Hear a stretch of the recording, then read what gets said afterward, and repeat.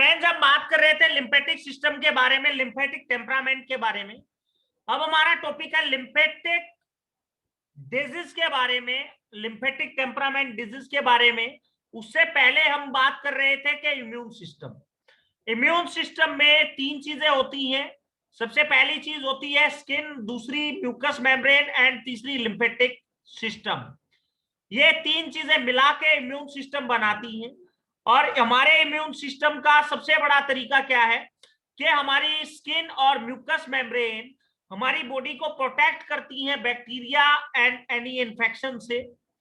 और जो ब्रोंकाई होती है, जैसे एक एग्जांपल लें तो ब्रोंकाई में बलगम जो हमारे सांस द्वारा लेने वाले कीटाणुओं को बॉडी के अंदर जाने से रोकता है, और बलगम हम बाहर निकालते हैं तो उसके थ्रू वो बैक्टीरिया वो बाहर निकलते हैं, या हमारे स्टमक का जो एसिड होता है वो बहुत से बैक्टीरियाज को खत्म करता है। तो ऐसे ही हमारी स्किन के ऊपर बहुत सारे बैक्टीरियाज होते हैं जो प्रतिरक्षा प्रणाली का, जो हमारी इम्यून सिस्टम का एक पार्ट है म्यूकस मेम्ब्रेन, वो प्रोटेक्ट करती है हमारी बॉडी को, हमारी स्किन पे जितने बैक्टीरियाज या फंगस हैं उनसे। इसके अलावा अब हम बात करेंगे लिम्फोइड ऑर्गन के बारे में, जो लिम्फेटिक सिस्टम से बना हुआ है। इसमें प्राइमरी जो ऑर्गन्स हैं, प्राइमरी ऑर्गन्स में हम बात करेंगे बोन मैरो और थाइमस ग्लैंड। ये लिम्फोसाइट्स नामक एक विशेष जो प्रतिरक्षा प्रणाली की जो कोशिकाएं होती हैं उनका निर्माण करते हैं, WBCs का, व्हाइट ब्लड कार्पसल्स का। और थाइमस ग्लैंड और बोन मैरो का बहुत बड़ा रोल होता है RBCs के लिए और WBCs के लिए। इसके आगे हम बात करेंगे जो सेकेंडरी जो लिम्फोइड्स हैं, उसमें म्यूकस मेम्ब्रेन आती है, स्प्लीन आती है, लिम्फ नोड्स, टॉन्सिल्स और बहुत से टिश्यूज शामिल होते हैं। इन ऑर्गन्स में जो इम्यून सिस्टम की जो सेल्स होती हैं, जो कीटाणुओं और अदर फॉरेन मैटर से लड़ने की बॉडी को ताकत देने का काम करती हैं। और बोन मैरो, अगर फ्रेंड्स हम बोन मैरो के बारे में बात करेंगे तो बोन मैरो एक स्पंज जैसा टिश्यू होता है जो हड्डी बोन के अंदर मिलता है, और यह वह जगह है जहां इम्यून सिस्टम की जो सेल्स होती हैं वो सबसे ज्यादा वही जनरेट होती है, और फिर उनको ये मल्टीप्लाई भी करता है। ये ब्लड कार्पेसल्स के थ्रू और टिश्यूज में चला जाता है। यानी कि जन्म के समय कई हड्डियों में लाल बोन मैरो होता है जो सक्रिय रूप से, एक्टिव रूप से इम्यून सिस्टम की कार्पेसल्स का जो निर्माण करता है, उन्हें बनाने का काम करता है। अधिक से अधिक बोन मैरो वसा युक्त उत्तकों में बदल जाता है। व्यस्तता में हमारी कुछ हड्डियां होती हैं जो अभी भी रेड बोन मैरो होती हैं, जिसमें हमारी रिब्स, ब्रेस्ट बोन शामिल होती हैं, जो लिम्फेटिक सिस्टम का पार्ट है। अब फ्रेंड्स, बहुत से लोगों को एनीमिया होता है जिसमें बोन मैरो इफेक्ट होती है। जब बोन मैरो ही RBCs, WBCs का निर्माण नहीं करेंगी तो कैसे उसका एनीमिया दूर हो जाएगा। ब्लड कैंसर में भी मोस्टली बोन मैरो इफेक्टेड होती है।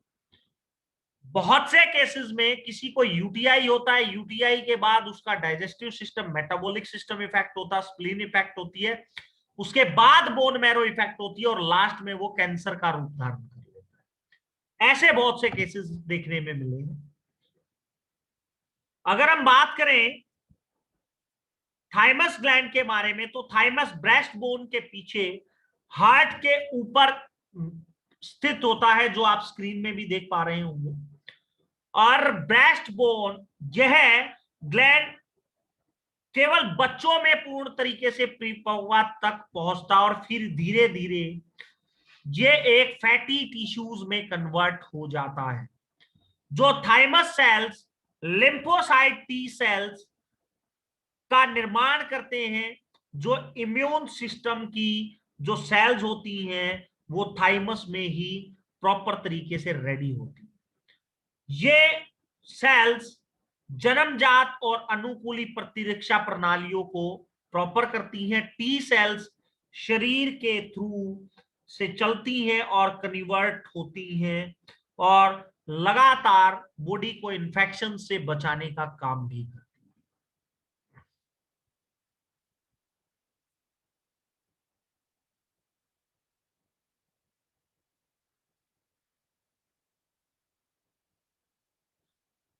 फ्रेंड्स, हम बात कर रहे थे बेसिकली लिम्फेटिक सिस्टम डिजीज के बारे में, तो जिसमें हमने प्राइमरी, बोन मैरो, सेकेंडरी, इन चीजों के बारे में डिस्कस किया।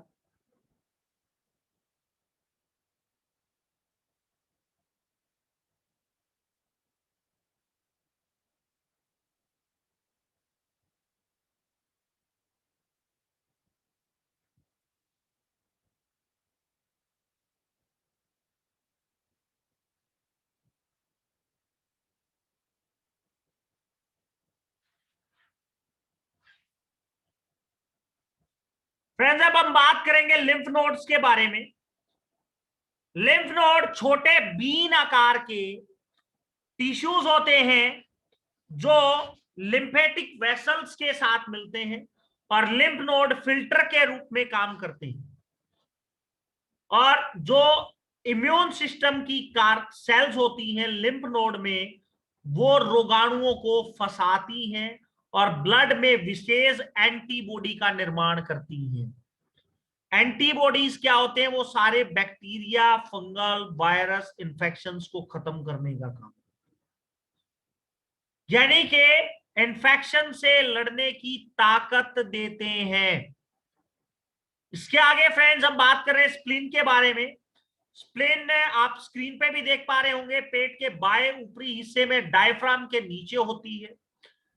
यह जो इम्यून सिस्टम की सेल्स होती हैं उनको स्टोर करने का काम करती है और जरूरत पड़ने पर ब्लड के जरिए, ब्लड के थ्रू दूसरे ऑर्गन्स में पहुंचाती है।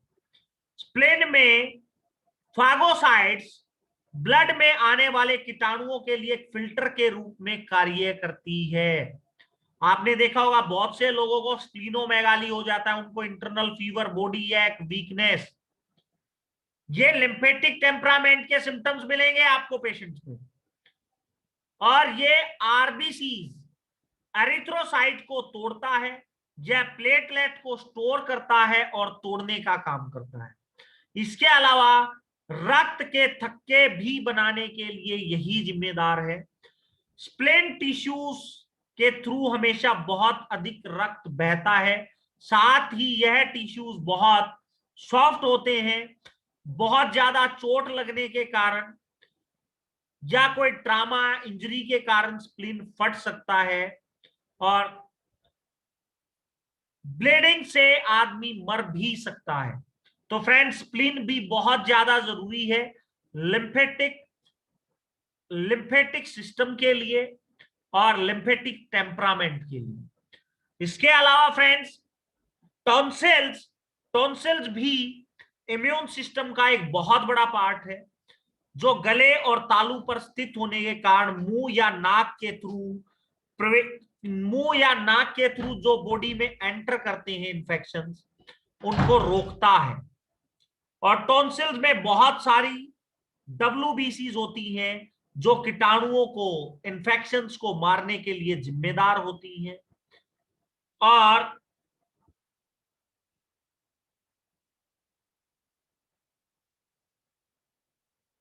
Tonsils, palatine tonsil, adenoids, lingual tonsil, इन सभी टॉन्सिल्स को अंगूठी कहा जाता है क्योंकि यह मुंह और नाक से गले के ऊपर चारों तरफ होती है। गले के किनारों पर लिम्फेटिक टिश्यूज भी होते हैं जिसे हटा दिए जाने पर तालू टॉन्सिल्स के कार्य कर सकते हैं। इसके अलावा म्यूकस मेम्ब्रेन जो इन्फेक्शंस के खिलाफ शरीर की रक्षा करने के लिए एक बहुत बेहतर भूमिका निभाता है, जो सेल्स में से आधे से अधिक एंटीबॉडीज का उत्पादन करता है, बनाने का काम करता है। तो फ्रेंड्स, टॉन्सिल्स अगर पेशेंट को हो रहे हैं तो इट मीन्स के बॉडी के अंदर किसी बैक्टीरिया, वायरस, फंगस या इंफेक्शन ने एंटर करने की कोशिश करी, वहां पे हमारे इम्यून सिस्टम ने वर्क किया, लिम्फोनोड्स ने वर्क किया, लिम्फ नोड्स ने वर्क किया तो उनमें स्वेलिंग आई और एक स्पेशल एंटीबॉडीज बनाई हमारे ब्लड के थ्रू, जिससे उन बैक्टीरिया से लड़ने की ताकत दी। फिर वहां पे इलेक्ट्रोहोम्योपैथी में अगर ट्रीटमेंट की बात करें तो वैन-1, P1, L1, C13 को हम यूज कर चुके हैं D4 में, बहुत मिरेकल रिजल्ट्स मिले हैं। टॉन्सिल्स में बहुत मिरेकल रिजल्ट्स। इसी प्रकार स्प्लेन का भी ठीक रहना बहुत जरूरी है। अगर स्प्लेन पेशेंट का ठीक नहीं रहेगा तो ब्लड का निर्माण नहीं होगा और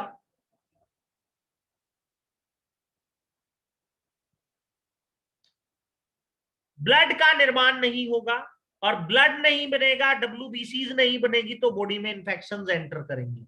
वहां पे भी लिम्फेटिक सिस्टम का ही और लिम्फेटिक टेम्परामेंट ही आएगा। इसके अलावा म्यूकस मेम्ब्रेन, यानी कि म्यूकस मेम्ब्रेन भी बहुत एक अहम भूमिका निभाती है। शरीर की सभी सेल्स में से आधे से अधिक जो एंटीबॉडीज का उत्पादन करती है, जो हमारी इंटेस्टाइन्स की दीवारों पर पाए जाते हैं, जो विशेष रूप से छोटी आंत के अंतिम भाग में प्रशिष्ट होती हैं। ये सेल्स फॉरेन मैटर्स का पता लगाती हैं, फिर उन्हें सेंटर करती हैं और फिर उन्हें डिस्ट्रॉय करती हैं और बहुत फास्ट तरीके से प्रोसेस करती हैं। इंटेस्टाइन में गैस्ट्रोइंटेस्टाइनल या गट फ्लोरा नामक एक बैक्टीरिया भी होता है जो एक हेल्दी इंटेस्टाइन्स रोगाणुओं को शरीर में फैलने और प्रवेश करने के लिए बचाता है। म्यूकस मेम्ब्रेन शरीर के अन्य पार्ट्स में भी इम्यून सिस्टम का समर्थन करती है, जैसे श्वसन संस्थान, respiratory system, urinary system, vagina. तो म्यूकस मेम्ब्रेन का भी हेल्दी होना, ठीक होना बॉडी के लिए बहुत जरूरी है। तो फ्रेंड्स, ये सारी चीजें, अपेंडिक्स भी बहुत जरूरी है जो गुड बैक्टीरियाज को स्टोर करती है, एडेनोइड्स, टॉन्सिल्स भी सेकेंडरी में है, लिम्फ नोड्स भी, स्प्लेन भी, पेरोइड पैचेस भी। तो फ्रेंड्स, अगर इनमें प्रॉब्लम आएगी तो it means lymphatic temperament. Lymphatic temperament का ट्रीटमेंट देंगे और लिम्फेटिक टेम्परामेंट के लिए हमने एक आपको एक प्रोटोकॉल दिया है जहां पे लिम्फेटिक टेम्परामेंट की मेडिसिन्स काम करती है। वो लिम्फेटिक टेम्परामेंट की मेडिसिन्स को according to conditions, according to disease आपको रैपिड देना है या कौन से डाइल्यूशन में देना है, वो हम आगे चल के डिस्कस करेंगे।